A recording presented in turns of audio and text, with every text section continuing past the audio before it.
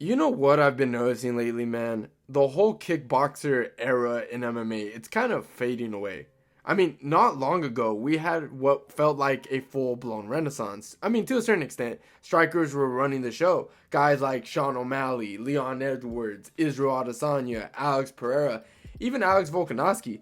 These were champions with clean, technical kickboxing, sharp movement, picture perfect combination, elite distant management. It felt like that style had finally figured out how to thrive on top of MMA. But fast forward to now, and the wave is crashing. I mean, Izzy got jabbed to death by Sean Strickland, then Pereira got outboxed and shut down by Magomed Ankalaev, and Volkanovski, man, Volk got his belt back, but he didn't win it from the guy who beat him. That guy who walked Alex down and knocked him out was Ilia Topuria. That's not just a loss, that was a power dynamic shift. Now, those guys that I just mentioned, they're all kickboxers, and if you look at who they lost to, they didn't get out wrestled or out grappled. They got outboxed, straight hands, pressure, tight guard, walked you down type boxers. That's the shift that's happening right now. Now, guys like Leon Edwards and Sean O'Malley, they're a little different. They still come from that kickboxing base, but they didn't get outstruck in a traditional sense. They got drowned by pace,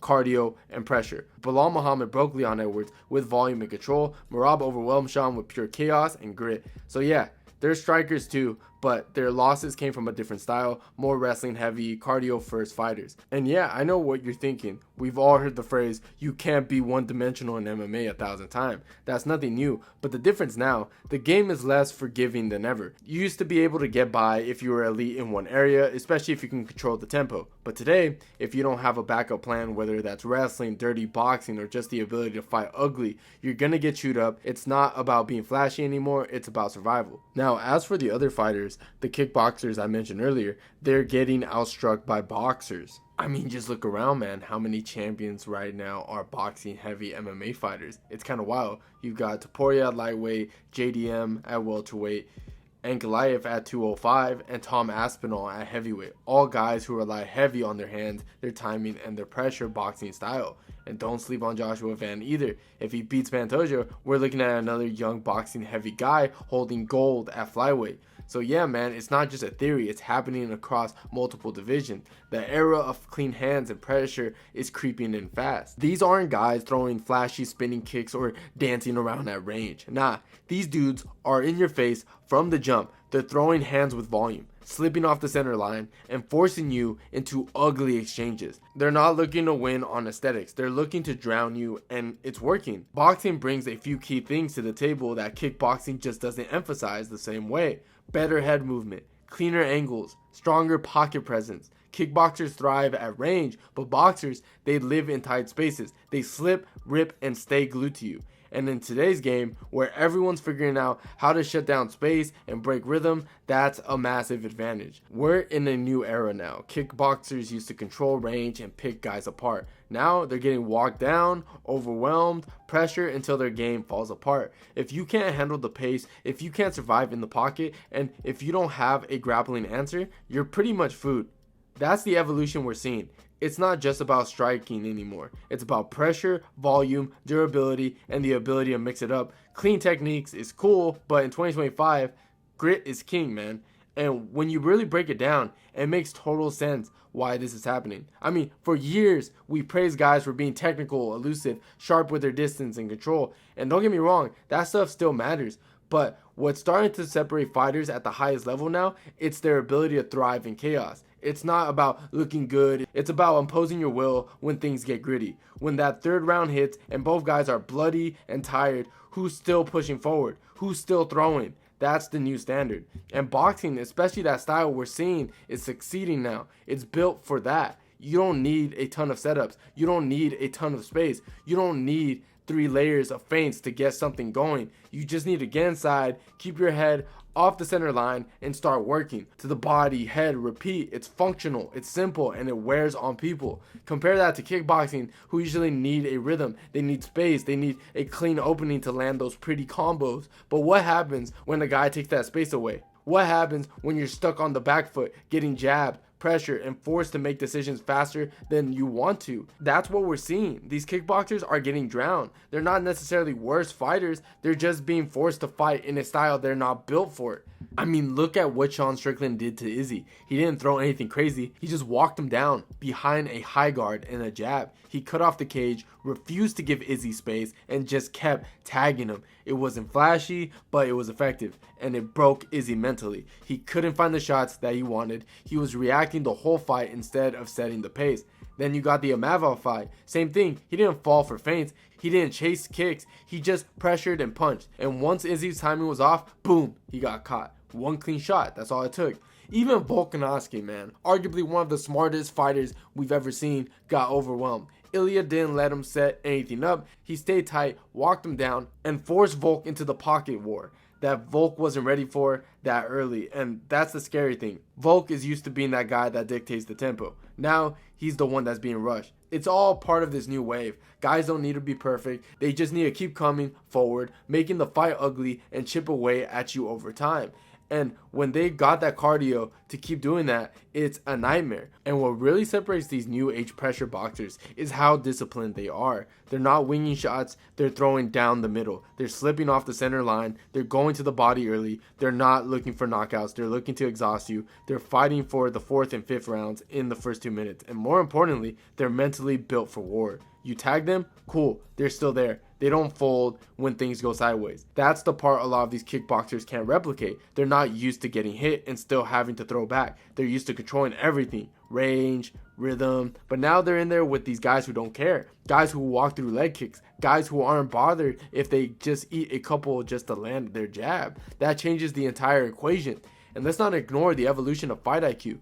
These new pressure fighters aren't just brawlers. They're smart. They know how to pour it on. They know how to slow it down. They pick their shots. They pick their moments. They use feints, not just to land shots, but to freeze you, to get to you reacting early so they can take over later. They're playing the long game in a short fight, and that's a terrifying blend of physicality and strategy.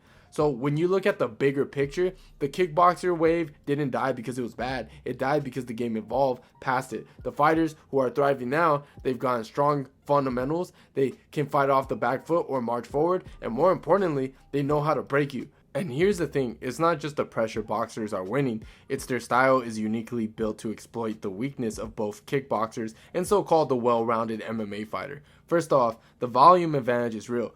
You're always going to throw more punches than kicks in an actual fight. Kicks are great for damage and range, but they're slowly more telegraphed and way more risky to throw in close. You can rip 4 to 5 clean ones in a pocket exchange before your opponent even resets from a missed kick. That alone gives boxing a built-in advantage in a chaotic fight. Then there's the defensive side. Boxing gives you tools that more traditional MMA strikers don't emphasize. Upper body movement, slipping shots, rolling under hooks, getting your head off the center line, all of that makes a massive difference when you're in a war. Kickboxers and Muay Thai guys often stay upright, eat damage on a high guard, and rely on range management. But when that range is taken away, they're fish out of water. Boxers, they're built for that fire. And what really seals the deal is how good the boxer is in the pocket. Certain styles of boxing, especially the high guard presence type we're seeing now, are just lethal at close range. That's something a lot of kickboxers can't match. They like the mid-range exchange, but in the pocket, where it's ugly, dirty, and nothing looks textbook, boxers just shine. Now, here's the deadly combo that elevates these guys even further. If you're a decent defensive wrestler, you're free to throw hands. You're not worried about someone ducking under and taking your legs. You can sit down on punches, work the body, and keep walking forward. And keep forward pressure. And if you're a great offensive wrestler too, that's a nightmare because now you're making opponents think about level changes consistently. They're frozen, they're reactive, and that hesitation is all volume boxers need to break them.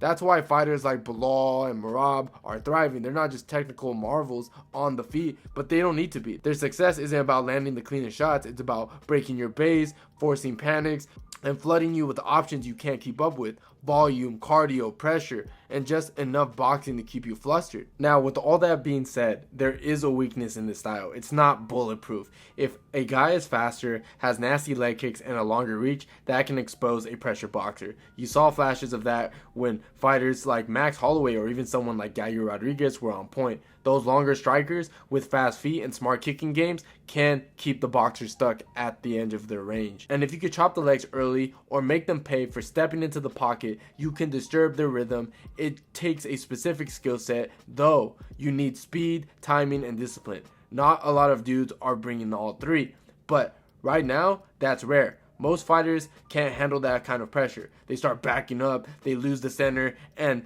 from there, it's just downhill. That's why these boxers and heavy style mixed with relentless wrestling and cardio is running the game right now. It's not flashy, it's not a highlight reel stuff, but it works. And in today's UFC, that's what separates the contenders from the exposed. Alright, I already know what some of y'all are gonna say. Bro, boxing was never the meta to begin with. And listen, you're not wrong. We've had more kickboxing-based champions in the last few years than anything else. Obviously, wrestling has always been the backbone of MMA. That's never going to change. But for a minute there, kickboxers kind of hijacked the spotlight. They were the ones holding the belts, headlining cards, getting all the hype. And now what we're seeing is the pendulum swinging again. It's not just swinging back to wrestling, it's swinging towards boxers who know how to pressure, stay in your face, and grind. And look, I know this isn't some big secret. People have been talking about it. But I still think it's fascinating to watch it play out in real time. Like, you can literally see the shift happening. And if you blink, you'll miss it. But with all that being said, what do you guys think of this? Let me know in the comments down below. If you enjoyed the video, please leave a like. And don't forget to subscribe to the channel if you haven't already. And like always, guys, I'll see you guys on my next one.